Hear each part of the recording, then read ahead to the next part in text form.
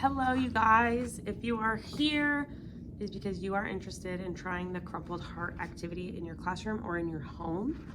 So this will be really quick, really straightforward. I know you're busy, I'm busy, we got things to do, people to impress. Let's get to it. So the first thing is you're going to need some kind of heart stencil. You can also just print out hearts for your students, but then they might cut them out. Printer paper is a little too thin because when they crumple it, it'll rip really easily. I don't like using super thick paper either because then it's harder to rip or to crumple. So you kind of want this happy medium, like cardstock paper or construction paper. If you think of the thickness of the 12 by 18 paper that we have a lot of the times, I can fit 2 hearts. I of course use white paper, but I'm using blue so you can see this. I can fit 2 hearts on one piece of paper. So for every 12 by 18 piece, I can get 2 hearts out of it. I suggest just freehanding some hearts until you get the shape that you like and the size that you like, and then cut it out of really thick, nice paper so you have it. And I just keep it in my file cabinet and I use it every year. So that's what I suggest. I like to cut them out myself because I want them to look really nice. And I always tell my kids, I cut exactly enough. So you need to be Bob Ross and you need to turn those happy accidents into something really nice, right? You can also use the back if you need to. So I probably spend 2 to 3 days on our hearts. When I say 2 to 3 days, I mean 30 to 40 minutes a day on coloring, decorating. And I tell them, make it so if your name wasn't on this heart, people who know you really well are like, yeah, that heart belongs to that person. Because it has everything that you love, it has the colors that you love, food, sports, activities. It just screams you, all things you and that are important to you. And you'll have kids that work on it for 10 minutes and say, I'm done. And you just go, no, you're not. Go back and sit down, go finish it, do more. And if you do have kids that work faster, that finish it, you can always tell them to go onto the back and do more on the back side, because that'll happen too. So once we spend 2 to 3 days really making it look nice and beautiful, and I make sure that they put a lot of effort into it, then they all have their hearts and we admire them and we check them out and we go, oh my gosh, look how beautiful they are. I am so proud of myself. And then I collect all the hearts and then I distribute them again, and I make sure everyone has a different one that's not theirs. If you know you have kids who, oh my gosh, they're going to destroy this heart, I usually give my heart to that kid.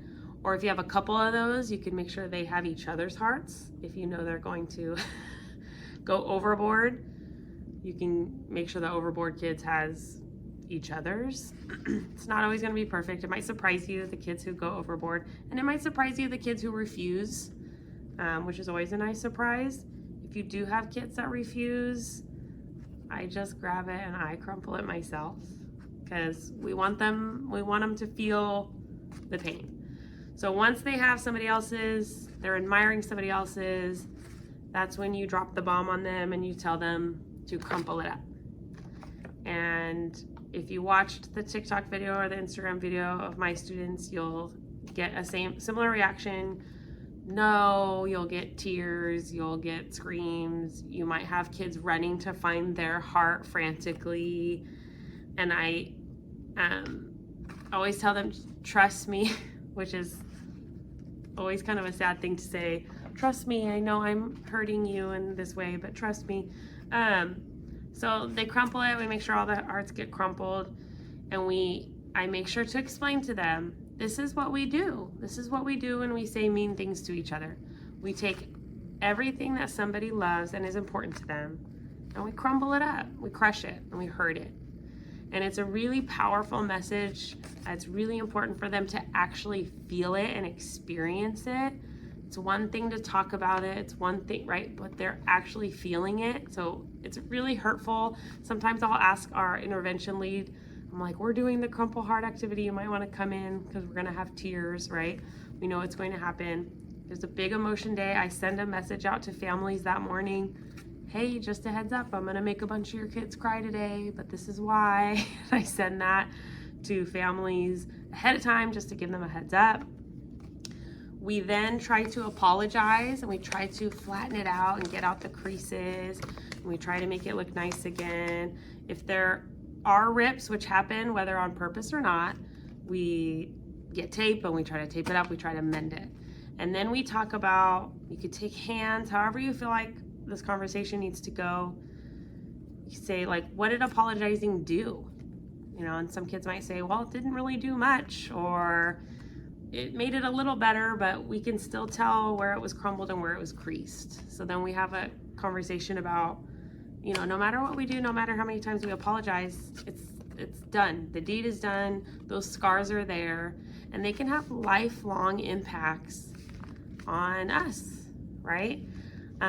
So then we return the hearts, and again, this is where more tears, if you haven't had any tears yet, this is when they see their own heart crumpled and destroyed. Even though we tried to apologize, that's when some real raw emotions can come out also. They can get mad at each other, but I try to remind them, no, if you're going to be mad at anyone, be mad at me, because I'm the one who said to do this. And I just keep reiterating that this is what we do when we're mean to each other, and I hope that they remember this feeling before they say something mean to someone else or do something mean to someone else, because you cannot take it back.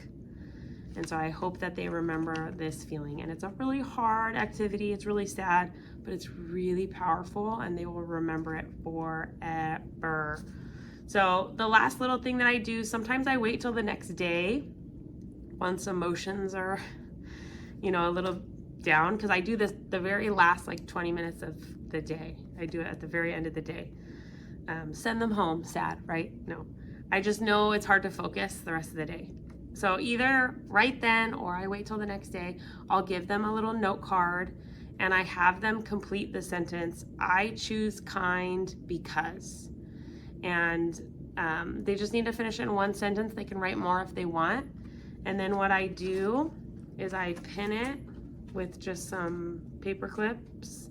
I happen to have these cute little paper clips that happen to look like hearts, but I just pin it right on the heart, and then I put I pin it on the wall, and they're all on the wall, and I make sure they stay there all year long, and I refer to them any chance I get and remind them of that feeling and how we made them feel and how we decided to choose kind from now on, because we don't want to make anyone feel the way I maybe made them feel that day. So that's the activity. There's also, if you like printables, there's a freebie on my Teachers Pay Teachers. You can look up 4th grade enthusiasts. Good luck. I hope it goes well. If you have any other ideas or additions, you can comment. I wish you luck. I hope your students choose kind. Thank you.